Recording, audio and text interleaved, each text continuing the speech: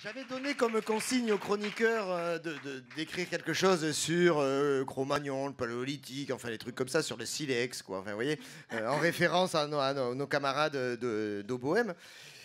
Et je suis pas sûr que tout le monde ait respecté la consigne. C'est ça le problème des chefs qui se font pas écouter.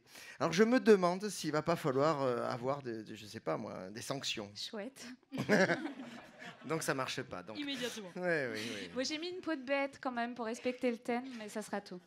Charlotte Lenoir. Radioscopie d'un regard ordinaire, édition 4. Bonsoir, vous. J'avais envie de vous dire ce soir qu'il faut arrêter de sniffer du Popples. Oui, vous avez bien entendu ce truc mignon et poilu qui fut l'objet d'un dessin animé de la préhistoire dans les années 86 et qui ne faisait aucun doute sur l'usage de psychotropes par ses créateurs. Bref. On arrête le concentré de bisounours qui se met en boule. On peut s'aimer, mais il ne faut pas déconner, on ne peut pas aimer tout le monde non plus. Hein. Ouais, ça c'est vrai. Ces derniers jours, j'ai croisé dans la presse, parisienne surtout, tout comme dans la vraie vie, tout un tas de dépressifs qui m'ont expliqué à quel point la vie est belle. La France est belle, pire. La France est kawaii. La France serait mignonne, adorable. La France facebookienne s'habille de bleu, blanc, rouge. Le trou du cul du Périgord, dans lequel j'ai passé un excellent week-end, habille ses fenêtres privées ou institutionnelles de bleu, blanc, rouge. Bleu, blanc, rouge, je suis François le Français. Mais qu'est-ce qui se passe donc? Un copain m'a dit que c'était bien parce que comme ça, c'était plus la propriété du FN. Bon, ok, lui aussi, les Popples, les pupilles dilatées, tout ça. Hein, Mathieu, t'es pas là, mais tu sais ce que je pense, quoi. Mais après, à force de se laisser aller à la dilatation, il paraît probable que nos fondements s'y soumettent. Avec le sourire et détendu pour les fondements. Hein. Alors, tu parles, Charles? On dirait que les Français se balancent au bout d'une corde, livide et grimaçant. Ça sourit jaune un peu, quand même. Hein, quand même. Vous avez vu, en parlant de sourire jaune, la rencontre Taubira versus Marion Maréchal Le Pen, mardi dernier, lors des questions au gouvernement sur le laxisme de la justice en matière de terrorisme. Marion attaque, elle envoie des dossiers, montre que tous les terroristes dernièrement identifiés étaient tous de vilains garçons, déjà repérés par la justice, qui n'auraient pas voulu faire son travail, parce que tous des communistes, des juifs ou des francs-maçons, ces magistrats, c'est bien connu. Et en plus, ils sont laxistes. Marion, elle ne comprend pas pourquoi ils ne sont pas en prison. Est-ce que quelqu'un lui a dit que les places en prison sont chères? Que la justice est lente, débordée, ralentie par un flux de lois par défaut?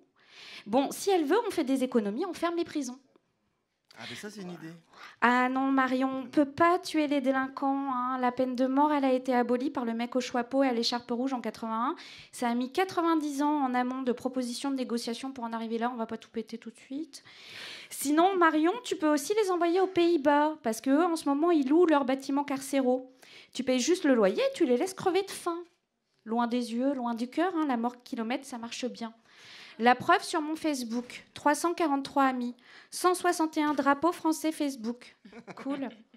37 drapeaux, autres pays touchés par les attentats. Un drapeau de la terre, merci Blaise. Et le reste en images diverses, plutôt connes en général. Être patriote, c'est différent d'être nationaliste, dixit un mec lambda interrogé dans la rue par le service public sur la question des drapeaux sur le réseau bleu. Alors mon ami, la nation vient du latin natio, qui dérive d'un verbe, nasci, qui veut dire naître. Ça désigne les petits d'une même portée, tu vois. Un peuple, en quelque sorte. Bon, ça, c'est la version de Cicéron. Aujourd'hui, Cicéron, il est totalement has-been. Et nation regroupe l'idée du peuple et d'État. Donc, ça veut dire, en gros, un État souverain. C'est quoi un État souverain? 4 critères. Une population permanente.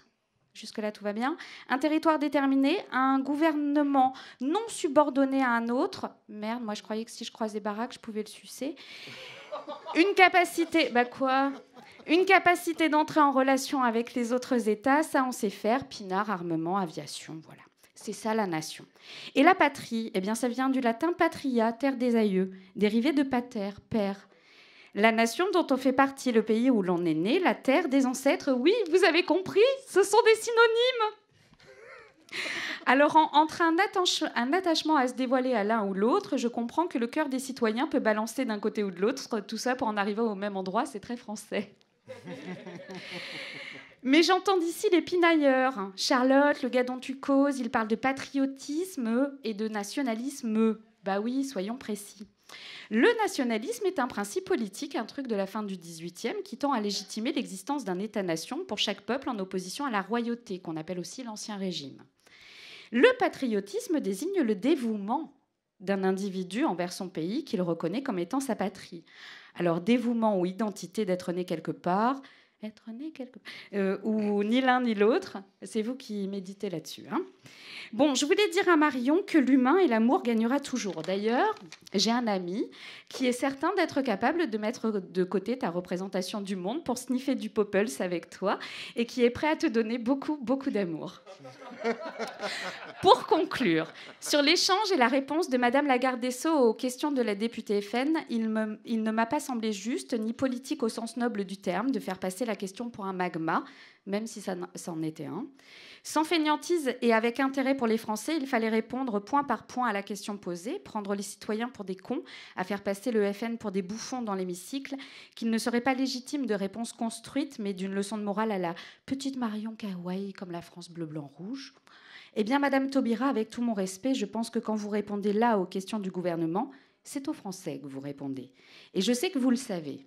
Du coup, je n'ai pas apprécié votre démonstration et j'ai attendu, en vain, la réponse à la question posée. Parfois, ça peut être simple.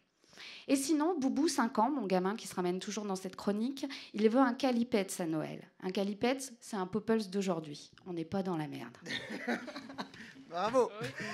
Merci. Charlotte Lenoir.